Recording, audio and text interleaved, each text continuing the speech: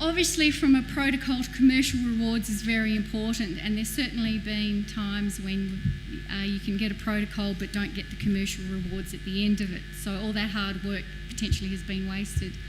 We very much focus on the pull theory. We try and get the importers on side to drive the demand, and that helps. So we're trying to push from Australia and they're trying to pull from the importing country, and that certainly is a significant advantage. Managing agri-political issues can be very important, and once again, if you can get the industry organisations on side and supporting your application when it goes out to consultation in the country, then they're not going to jump up and down and do all they can to prevent you coming in, and that's very important. Understanding supply chain, which I'll go into a little bit later on, and then skilling up the growers and the exporters. One of the things that we do as soon as we start going down the market access pathway is we obviously visit the country, and we go and visit the grower organisations. We look at the pack houses, we look at the growing systems. Tasmanian growers are some of the most advanced in the world, so we are able to take a lot of our skills over there. We can offer training, we offer them production manuals, we try and bring them on the ride as well. We also look at doing some investment, and that's certainly a good driver to gain market access if we're investing in their industry, and we also encourage them to invest in our industry.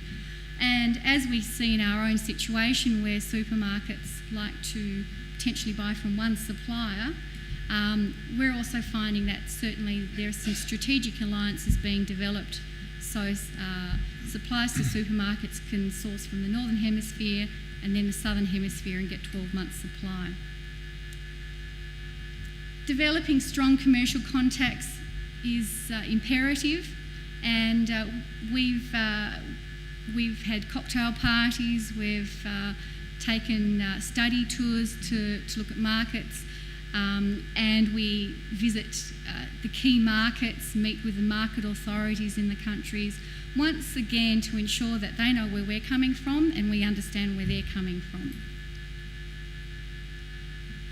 Inbound trade missions are something that we also have a lot of focus on, and we often say that it often is the deal clincher. Once they come out to Tasmania, look at what we're trying to do there, understand our philosophy, then the deal's much easier to do.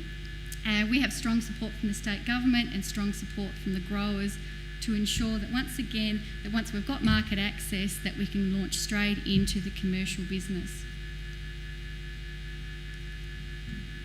Understanding supply chain and the market system is imperative, and you can honestly say that no country in Asia has the same market system in place, and that's something that we really try and reiterate with our growers.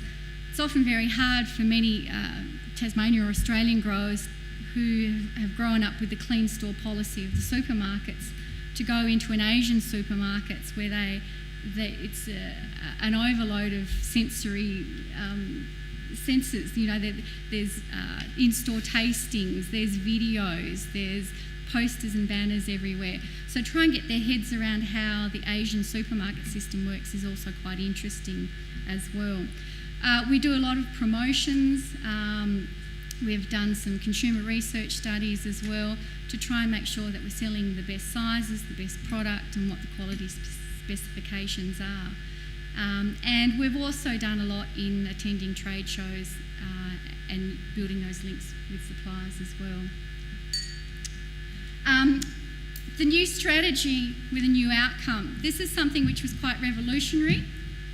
In 2009, when we started on the pathway for market access, or in fact we'd been going for a couple of years, and we felt we needed a bit more momentum, we engaged a South Korean businessman to represent us in Korea. And his job was to support our market access strategies. And that was really important because it kept the momentum up. And we were able to address all the issues and any feedback he got, and he was liaising with the Ag Councillor over there, but we were able to turn our hand to it straight away and massage the system where it needed to be massaged. So it's something that had never been tried before, and it's certainly something that we will utilise as we move forward into further market access applications. Really important, you need to bring the whole industry on the journey, and I think that's something which is a shortfall in a lot of instances. Market access is complicated, it's time consuming, and it needs everyone on the same page, and by bringing the industry along, that certainly helps, and they understand what we're trying to achieve.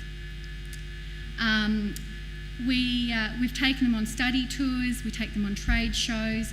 We've actually developed a cherry export manual, which we've done in collaboration with DAF, or ACRES as it was then, and we've printed that manual off, and it's the Bible. It means everyone knows what they have to do and how they have to do it.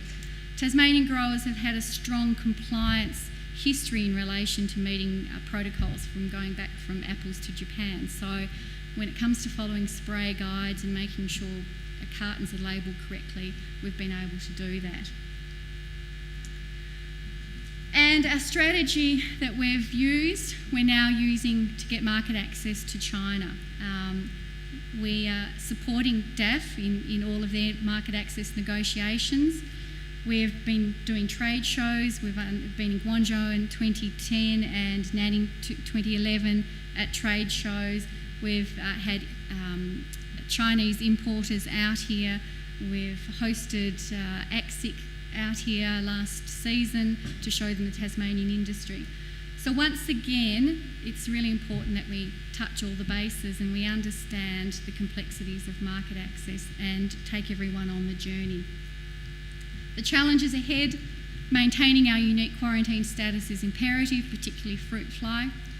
We often have the analogy that the fruit fly is standing on his tiptoes on the southern regions, the Victorian coastline, eyeing off Tasmania, sort of going, that's the last frontier. So we know that we have to ensure that we have strong biosecurity.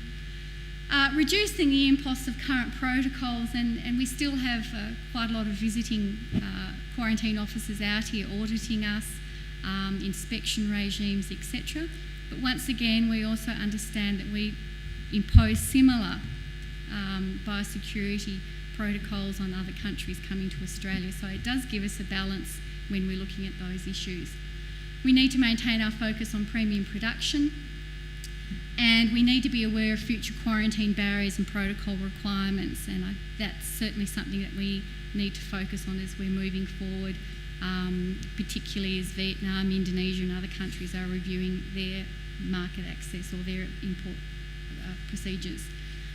And obviously the ability to maintain export viability is very important, and we already have Bass Strait, which is one barrier, and we have to overcome that one, but there are plenty of issues in relation to production costs, labour availability, etc. that we need to look to.